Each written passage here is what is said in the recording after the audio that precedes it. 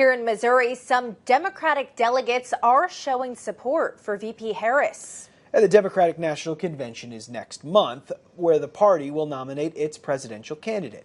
ABC 17's Nia Hinson joins us live in the studio tonight. Nia, you talked to two delegates about how they think this will change the DNC next month.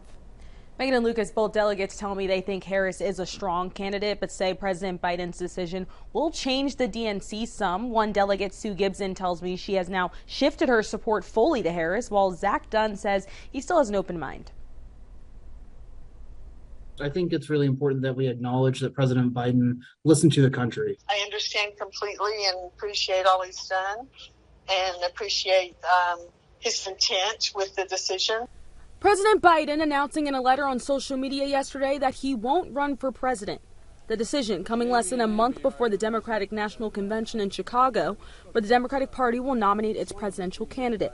People like Zach Dunn, who will be at the convention, say while the clock is ticking, it isn't a process he plans to rush. You know, as someone who was pledged to be a Biden delegate, I was there to support, that candidate. Now I get to play a little bit more of an active role and, listening to the new beliefs and for the party, for the country. The president said he plans to endorse his vice president, Kamala Harris. One Biden delegate, Sue Gibson, has shifted her support to Harris, saying she's just as much to credit for some of the country's successes through the last 4 years as Biden. I hope there's not a serious challenge because Kamala deserves it.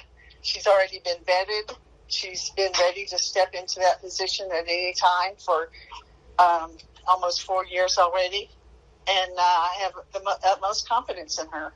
Others are confident Harris can beat former President Donald Trump, but are keeping their options open. So while I still think she has to earn that nomination, I am trying to keep an open mind myself to see if we have any other candidates pop up. But as right now, I think Kamala is a very strong choice.